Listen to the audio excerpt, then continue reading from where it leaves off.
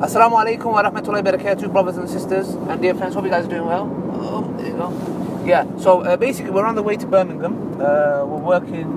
Basically, as we was going there, did you bring a hadith or did Musa bring it? I think I mentioned it. Okay, yeah, so how did it happen, just quickly? We just talk about our attitude towards religion. Oh yeah, that's it. Musa was just telling a story of some sister that he knows that came to the religion really fast, and then, is there something funny, Musa? No, do you want to share that with us? No. Yeah, so came to the religion really fast, and now is going through some trials, and kind of going back to their old ways a bit, yeah?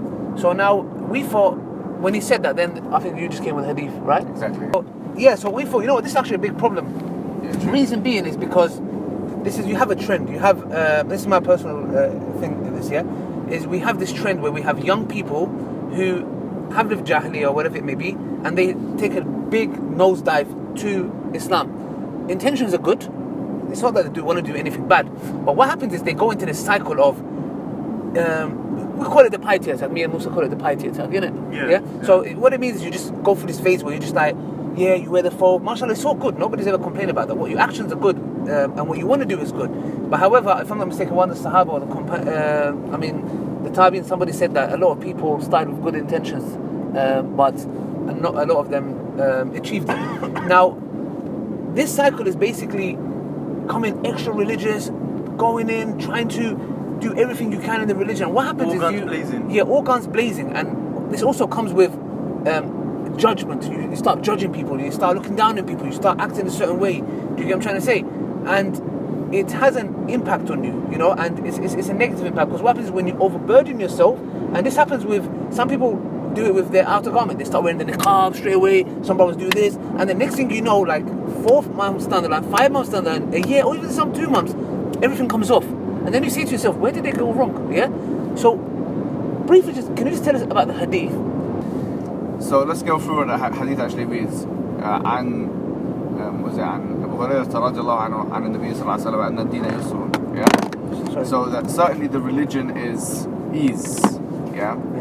So ease here suggests that Allah subhanahu wa ta'ala, as He's mentioned in the Quran, He wants our lives to be easy. يريد الله بكم اليسر ولا يريد بكم العسر. So Allah subhanahu wa ta'ala says in the Quran that He wants ease for you and He doesn't want hardship for you, which is a very important attitude that the Islamic model has for individuals. Yeah. That is not intended for us that we go through hardship. It's not intended for us that we go through a hard time in the religion. It's meant to be actually a thing that facilitates for us in this world and hereafter. So, in the Dina Yusr, certainly the religion is ease. Okay, so that's what it's meant by it. And to be honest with you, if you look at Surah Al-Asr, it says, وَالْعَصْرِ إِنَّ الْإِنسَانَ لَفِي خُسْرٍ إِلَّا الَّذِينَ آمَنُوا وَعَمِلُوا الصَّالِحَاتِ وَعَمِلُوا الصَّالِحَاتِ. الصَّالِحَات are the few good things. The word salihat actually just means the few good things, because it's called jam'a qillah, where you have alif and ta at the end of it. So the few good things that Allah is telling us to do, like the 5 pillars and these things, they're not actually time consuming and that energy consuming. So the deen, generally speaking, in the context, in the grand scheme of things, in the context of our life, is actually an easy thing. The religion is easy. All you have to do, in terms of action and exertion of energies and time, all you have to do is a few things, according to the Quranic discourse. So you mentioned the 5 pillars. Yeah. Is that a core fundamental thing to say? So the 5 pillars of Islam, obviously, so to believe, Shahadat la ilaha illallah wa anna Muhammadan rasulullah wa iqam as-salah wa ita az-zakat, etc. 50 here, there's these cameras in the country. Oh. Yeah. You don't want to get together. I've been stunk. Yeah, I've been there, so I had to go to the speed awareness course. I guess you didn't learn into it. Yeah. No, but you know this thing. Anyways, what was I saying? 5 pillars. Yeah, the 5 pillars of Shahada, the Salah, etc. The Khamsa, Ita, Zakat, and the Zakah. The Som, Ramadan, Hajj. Yeah, so these are 5 pillars of Islam. Yeah. So really, if you think about it, a lot of these pillars are annually done. Like the Zakah is annually done. You have to pay money to charity. The Hajj is once in a lifetime. Som was once a year, once annually done. Shahada is done once. It's literally done once, yeah. So it's 2 sentences that you say in Arabic one time, and then you have the prayer, which is the most probably consistent thing you do. Yeah, it's the most because it's 5 times a day. And even that, if you think about it, I mean, how long is it going to really take from your day? About half an hour. Exactly. You know, so it's not. Yeah, and only that, you know, the Bedouin man who came to the Prophet ﷺ and he said, "Oh Muhammad, what can I do to be a Muslim?" Yeah. And he said, you know, the Shahada, and then he said, "Okay, I'll do the Shahada." He said, "Then what must I do?" He said, "Then pray the Salah." He said, "I'll do the Salah, nothing more, nothing less." Then he said, "The Zakat." He said, "I'll pay exactly 2.5%, nothing more, nothing less." Fast in Ramadan. He said, "I'll fast exactly in Ramadan, nothing extra, nothing less." And go Hajj if you have the means to. And when the man walked away, the Prophet pointed at him and the companions were there. He said, "If you follow this man, you'll be successful." So what it shows is, by default, that this is the main thing that we need to concentrate on. And I've seen it for major sins. Yes. And also another thing, I was speaking to one brother, yeah? He was just asking me a question about, you know, Aki, why does Allah put us here? You know, he had a bit of a shubhat, yeah? On, Yeah, I got my seatbelt. Okay, always, good, always. Just make sure that, you know. Yeah, always. Safety first, always. You know. Musa? Yeah. No, that one is not legal, I think. But anyways, and can we say, by default, Allah wants Jannah for us? Yeah, exactly. Yeah? Yeah, you could by say default. that. Because some people think, oh, you know. But anyway, that's the different topic. But yeah, so, yeah, sorry. Yeah, Allah doesn't want to. What will Allah gain from punishing you? Yeah, and do you know what I mean? Allah mentions it in the Quran, yeah. He mentions that in the Quran. Yeah. So, and then this is ولن يشاد الدين أحد إلا غلبه. That the deen, no one basically consumes too much of, or basically overburdens himself or herself with the religion, except that the religion will overburden him. What do we mean? What do we get by that? Because some people might say, you know what, look, I'm practicing. What's wrong with me practicing and doing extra? Well, there's nothing wrong with that. In fact, that's encouraged. But where it becomes actually, where it becomes, where it becomes problematic. Where it becomes basically a burden for you. Yeah. Do you know what I'm saying? So, you know, there is a saying in Arabic, and there's also hadith, that the best deeds are those which you do small but consistently, rather than if you do something small but consistently, it's better than doing something which is big but inconsistently. So, like, can we say if somebody said, you know what, okay, I'm going to wear the niqab, they're not ready for it, and then they end up taking it all off. Is it better to stick to hijab and be continuous? It depends on the opinion that person follows. But, yeah, generally speaking, if that person follows the opinion that the hands and the face are the only things that need to be covered, can be shown, then that could be an example. But also, the example of, like, say for example, Qiyamul Layl. Yeah. If you want to do Qiyamul Layl, if, for example, doing it every single day, or doing it a lot for a couple of days, like say for example doing like 1 hour, 1 hour and a half for 2 or 3 days a week, it's not as good as doing it, let's say 25 minutes every day. Yeah. Do you get it? So things like that is what we're talking about. You're gonna take the exit, by the way, yeah? Yeah, Musa, so since you've spoken to this sister, like, I've spoken to multiple people. Yeah, multiple people. So what do you think? What's your take on it? The thing is, what we need to understand is that, firstly, as you know, from the many things mentioned, we know that the deen is supposed to be easy for us. If you're making it hard on yourself, then there's a problem there. That's the first thing. Yeah. Secondly, the hadith that Ali mentioned is very relevant to what we're talking about. Ali, did you say, or I didn't mention it? What are you talking about? It's the one that you mentioned, yeah. Which is about the man that said that he will do the things that Islam requires of him, nothing more, nothing less. Yeah. And what did the Prophet ﷺ say in response to that? That this man, he will enter Jannah. Yes. Yeah. If he's truthful. If he actually does what he said, yeah. Of course. Yeah. Now, what do we take from that? What we take from that is that just by you doing your obligations and trying to adhere to the Sunnah, that's enough. Now, what the problem is that when some of us become practicing, we fall in love with the deen. There's nothing wrong with that. We should be falling in love with the deen. It's beautiful, yeah? Where the problem comes in is that when we're young, we have a tendency to become overzealous very quickly. Should I go to the middle lane? No, just we're joined in. Yeah. So when we become overzealous, what actually ends up happening is, you're like, wow, this is amazing. I love this. I want to pray. Okay, you know what? I can pray Qiyam al-Layl. I've heard about that as well. Let me pray Qiyam al-Layl. Okay, memorizing Quran. Quran is beautiful. Let me memorize it. You start memorizing Quran. He starts going to hadith classes. He starts doing everything. And what's happened here, bro? Within the space of a week, what's happened is he's gone from clubbing, whatnot, a lifestyle of maybe going shisha, maybe not too extreme, whatnot, chilling, chilling out with his friends, to completely within a week becoming a student of knowledge. It's a big transition to make. Now the problem with that transition is because you haven't built yourself up to it. The foundations. You're building the roof. You haven't built yourself up to it. So now what's going to happen is when you're deep into it and something hits you, or Allah subhanahu wa ta'ala tests you with something, you're going to be overwhelmed. You're going to be like, whoa. Now, that's a very good point. Yeah, you finished. But basically, what I'm saying is, when you're overwhelmed, that's where there's a deciding point. Some people, when they're overwhelmed, they can break through. But many people, and most people, they will fall off. They'll be like, this is way too much. Why? I spoke to one person once. I was going through a specific problem. Yeah.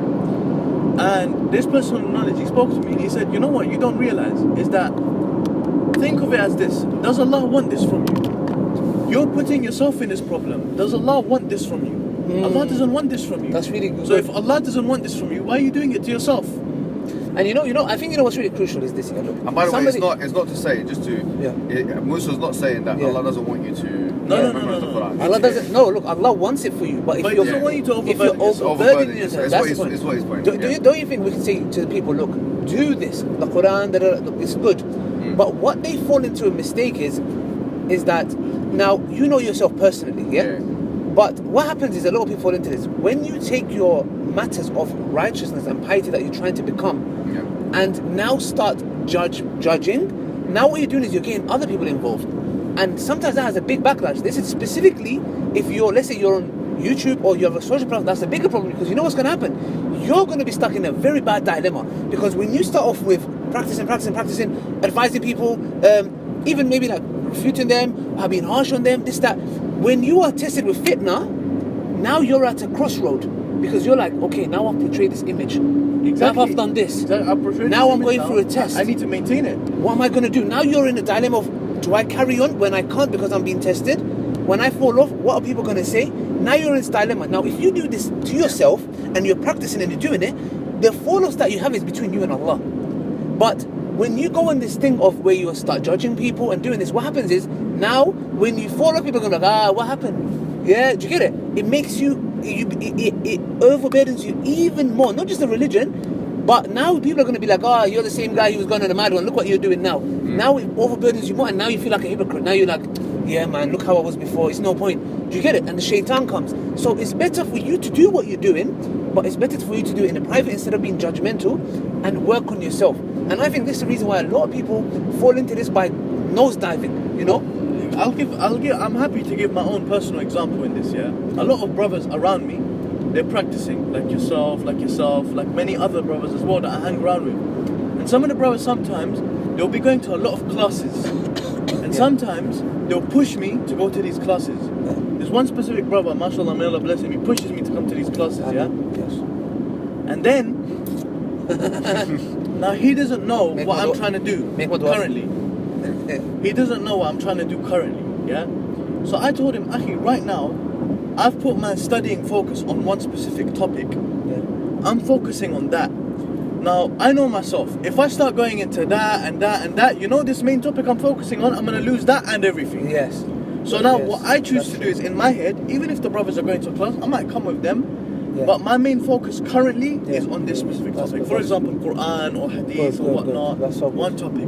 Once I've done that, then I'll go to the next topic. So don't ever think that you need to be on the same level as your friends. It's not necessary. Make sure you set targets in your own mind for a specific thing and do that. And by the way, another clarification, which I think we should clarify, I'm sure we'll all agree on this. We're not talking about obligatory acts like Salah. Salah is something you should be doing. You can't come and say, I'm often burdening myself Fajr. No, sorry. Exactly. This is a big clarification. It's an important clarification. So don't start saying, Fajr, you know what, it's an overburden. We're talking about acts that are sunnah. We're talking about going to classes. Fajr is affecting my iman. I can't wake up. We're talking about qiyam al-layl, extra fasting. Sometimes these things do. Wearing a thobe outside, wearing a hat. Yes, like this. Portraying this overly pious image of doing extra deeds when you don't need to do them right now. You don't need to overburden yourself. And it's always young, zealous people. Now the thing is, what is the sunnah? Is the sunnah that you go for hardship or the ease? What is it? So that's a good question, because there's a hadith of the Prophet Muhammad sallallahu it's narrated upon him that he said that he would never be faced with a decision of two different things, except that he chose Aysarahuma, the easiest of the two. SubhanAllah, this is very crucial. Yeah? By the way, like emphasis on this. Yeah? Okay, so some scholars we're not talking about fatwas here. I'm just doing naql or what some scholars have said. Yeah. Have said that, for example, this would apply if there are two opinions, of Islam, that you've got like opinion A, opinion B, and you are not mujtahid. Maybe they're both within a madhab that you follow or whatever,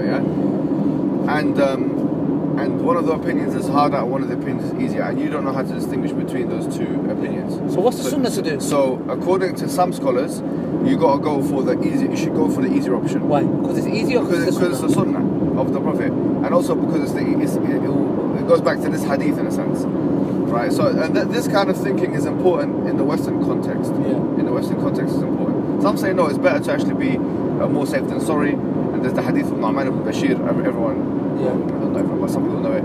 إن الحلال بين والحرام بينهما أمور مشتبهات لا يعلمهن كثير من الناس ومن اتقى دينه فمن اتقى دينه وعده فليتقي شبهات وما خاف شبهات جمعة في الحرام.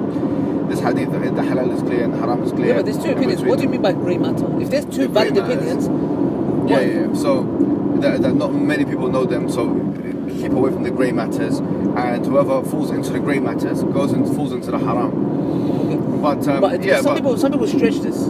Some people do like stretch very stretching. At the end of the day, if there's something, this is a key point to know. There's two things. One, if there's a legitimate opinion within the Sunni Islamic framework, and it's legit, it's one of the four schools of thought, opinions or something like this, then anyone has the right to follow it. No one can say, okay, you're doing wrong. And by the way, there's a difference between al-amr bil ma'ruf and nahy an al-munkar, because you know that this is something a lot of people use. I'm not going to say the haram police, because there's no such thing as the haram police, but this is some people use. There is hadith, but not formally. Yeah, formally. Maybe not in this country. But al-amr bil ma'ruf and nahy an al-munkar is the idea of commanding to the good and forbidding to the evil. And there is a difference between al-amr bil ma'ruf and nahy an al-munkar. Al-amr bil ma'ruf is telling people to do good, which can include something which is wajib, which it can include something which is mustahab. So for example, if I tell someone, you should read the Quran, this is amr bil ma'ruf, no doubt, But if that person says, I don't want to read the Quran right now, you can't say, well, you're doing wrong. You get it? Because this is nahy an munkar. Nahy an munkar is forbidding the evil. So al-amr bil ma'ruf and nahy an munkar are two different things. And nahy an munkar is when you're explicitly forbidding against the evil. Okay, and when we say munkar, it has to be something which all of the Muslims agree upon. For example, drinking. For example, doing something like zina, riba. All of these things are things which all the Muslims agree upon. You get it? So if someone says, okay, well, do you know what? I believe it's munkar for you to. I'm not going to use any controversial example. Let me use one controversial example. I'm not going to use any. I'll use actually, let me change my mind. No, but that's one opinion. But another thing is, for example, the Hanbalis. The Hanbalis, they say like, okay, for example, the niqab is fard. A lot of them will say that, and a lot of other people from the other schools of thought. Now, a woman that's wearing the niqab can't turn around to a woman that's not wearing the niqab and say, listen, what you're doing is munkar. What you're doing is evil. That you're not wearing the niqab because the niqab is fard. The niqab is fard according to you, Yes. Okay, it's according to your school of thought. It's fine. That is a legitimate opinion that you can follow. But don't turn around to a woman who's not wearing the niqab and say it's fard. Basically, don't do nahy anil munkar with differences of... Exactly, where there is ikhtilaf mu'tamad, which means that there's a legitimate difference of opinion. You're not allowed legitimate difference. That doesn't mean that you start bringing some guy sitting in Egypt, in a tent, saying, he said, oh, music is allowed. So, just to wrap it up, let's wrap it up. It's a nice conversation, What advice would you give to youngsters? I would give to youngsters the following advice, Personally, I would say, first and foremost, if you're approaching the religion, think of it as a treadmill. If you're going on the treadmill and you've never ran before, or if you've had very limited experience with running, you want to put it on a level where you can maintain pace. That's really good. You get it? So if you jump on the treadmill and it's on like number 14 or something, you will be able to run. I'm not saying you won't be able to run, but for how long? For 5 seconds. For how long? Is the question. You might even fall off. You might even fly off. So the religion is quite similar. If you go into the religion with all of its sunan, you'll go on the treadmill and you'll fly off the treadmill.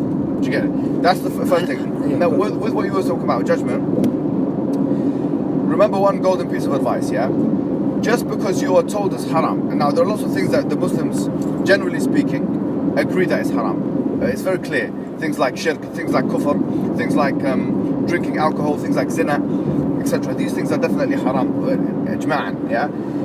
Everyone agrees that it's haram. However, those things which are potential, there is a khilaf mu'tabar, which literally there is a difference of opinion which is regarded legitimately within the Sunni school of thought.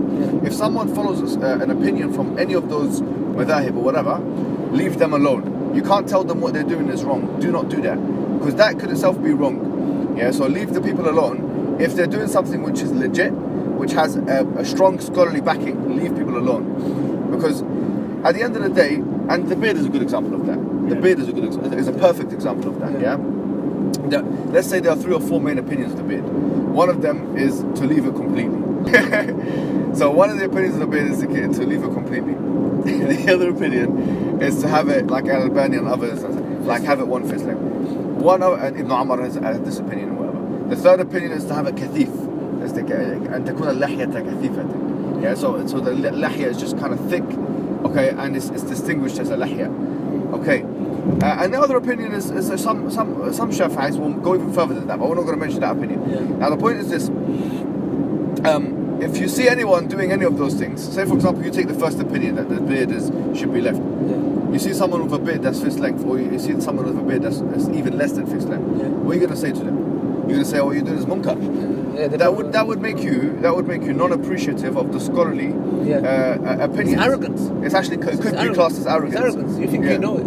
Yeah, so things like that I would say keep away from. Yeah, and also he's talking about the treadmill. Yeah, just my conclusion is that yes, sometimes you're saying don't go on the treadmill when it's on 14. Yeah. But then you have people of influence who are on level 14 and they're getting new people and putting them on the treadmill. Yeah. This is another problem, because what you're doing is you're not feeding them slowly. You're not telling them, okay, look slowly. What you're doing is just because you're on a certain level, you're looking down on people and you want them to be on your level. But don't forget where you came from. I'm trying to say this is really important, because then you're advising people the wrong thing and people are jumping on board, going on a mad one, and the next thing you know, they're falling off. You know, some of these people, when they started practicing, they would be listening to certain speakers. Yeah. Now that they're up, rappers. Yeah? Now that they're up, they will say to all of the young kids, don't listen to these guys. Yeah. When these guys are the ones that made you practicing. Yeah. So it's like everyone has let everyone be on their journey. Everyone's on their journey. Don't make the religion hard on people. And one thing that I hate is someone's coming in, I just hellfire. Journey, man. Nah. Not even joke about it. Listen, because these guys they'll take it and they'll run with it, brother. You know, say Musa Muhammed told us to do zina. Yeah. Who's it doing zina? What? Nothing. Anyways, so we just wanted to send a message with you guys that look, Allah wants Jannah for you. The religion has come here not to overburden you, to make your life easy. And if that's the reason why Allah sent His messenger, we're traveling. 2 rakah, bro. Come on. Let me finish, fam. 2 rakah. If Allah has sent this religion to make your life easy, you are actually opposing that by making it hard on yourself. So that's about it, guys. Hope you guys are benefited. 2 rakah, gang. You know how we do. Traveling. Unity. I'm hungry, bro. Take care, guys. If you want more of these discussions, conversations, let me know. We'll do this thing. You get me?